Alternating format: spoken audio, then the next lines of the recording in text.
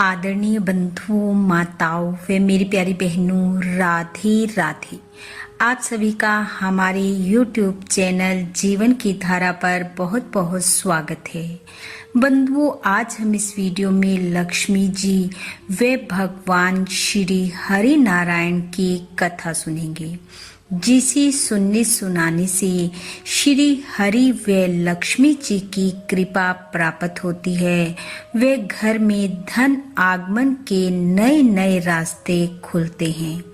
कथा कहानी सुनने के बाद यदि आप हमारे चैनल पर नए हैं तो कृपया हमारे चैनल को सब्सक्राइब करें, बेल आइकन को प्रेस करें ताकि हमारी वीडियो की नोटिफिकेशन सबसे पहले आप तक पहुंचे। वीडियो को शेयर व लाइक भी जरूर करें। कथा कहानी के अनुसार एक समय की बात है, भगवान विष्णु व लक्ष्मी जी धरती का भ्रमण करने पृथ्वी लोक पर आए। घूमते घूमते दोनों एक सुंदर स्थान को देखकर कुछ समय वहां विश्राम करने के लिए रुक गए। भगवान अपनी आंखें बंद कर विश्राम के लिए लेट गए और लक्ष्मी जी सुंदर दृश्यों का आनंद लेने लगी। कुछ देर बाद लक्ष्मी जी ने देखा एक व्यक्ति मदिरा के नशे में धुत गुनगुनाता हुआ उधर से गुजरा। अचानक उसे ठोकर लगी और वह गिर गया। उसने देखा कि उसे ठोकर रास्ते में पड़े कुछ छोटे छोटे पत्थरों से लगी है। अब वह खड़ा हुआ और अपशब्दों का प्रयोग करते हुए उन पत्थरों को अपने पैर से इधर उधर करने लगा। अचानक उसे वहां एक पोटली दिखाई दी। उसने पोटली उठाकर उसे खोलकर देखा तो उसमें सोने की मोहरें थी। उसकी तो प्रसन्नता का ठिकाना न रहा। वह खुशी के मारे नाचने लगा और पोटली को लेकर चलता बना। लक्ष्मी जी ये सब देख रही थी। ऐसा दृश्य देख वह बहुत हैरान हुई। उन्होंने देखा ये इंसान झूठा है, चोर है, मदिरा पान किए हुए है, सारे गलत कार्य करता है, फिर भी श्री हरि ने इसे अपनी कृपा के काबिल क्यों समझा।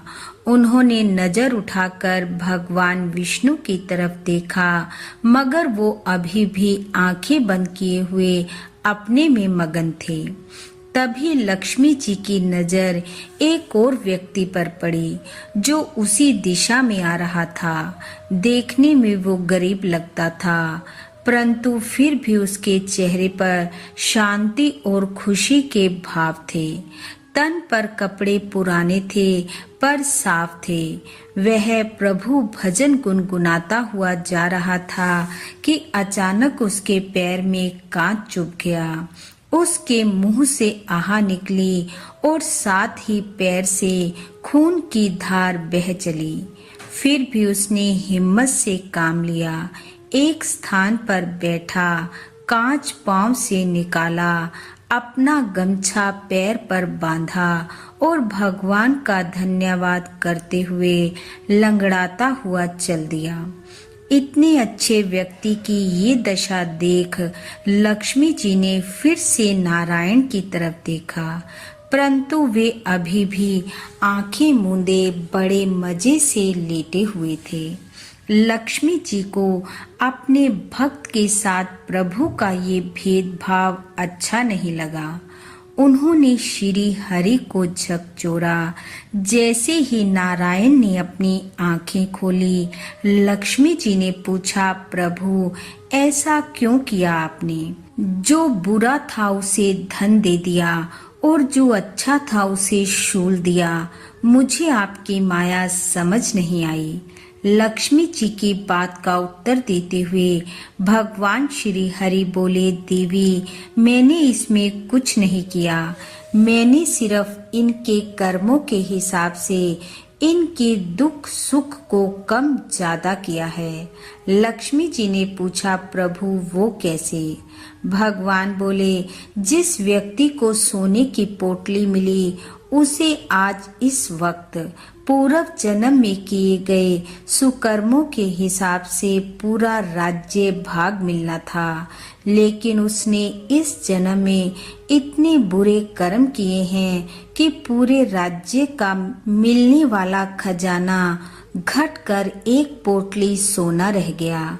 और दूसरा व्यक्ति जिसके पैर में शूल चुभा, उसे पूर्व जन्म में किए गए पापों के फल स्वरूप इस वक्त फांसी पर लटकाया जाना था, लेकिन उसने इस जन्म में इतने अच्छे कर्म किए कि उसकी फांसी एक छोटे से शूल में परिवर्तित हो गई।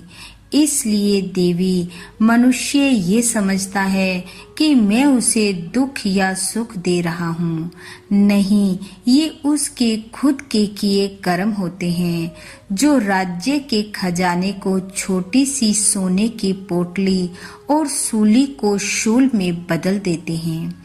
इसलिए मनुष्य को सदैव अच्छे कर्म करने चाहिए, और यदि मनुष्य अच्छे कर्म करता है तो मुझे भी उसके भाग्य का विधान बदलना पड़ता है। यह कहकर भगवान श्री हरि मुस्कुराते हुए बैकुंठ लोक की ओर चल दिए और लक्ष्मी जी उनके पीछे पीछे चल दी। बोलो विष्णु भगवान की जय। बोलो मात लक्ष्मी की जय। बंधुओं, भगवान श्री हरि व माँ लक्ष्मी की कृपा आप व आपके परिवार पर सदैव बनी रहे। आपका घर आंगन खुशियों से महकता रहे। इन्हीं शुभकामनाओं के साथ आप सबका बहुत बहुत धन्यवाद। राधे राधे।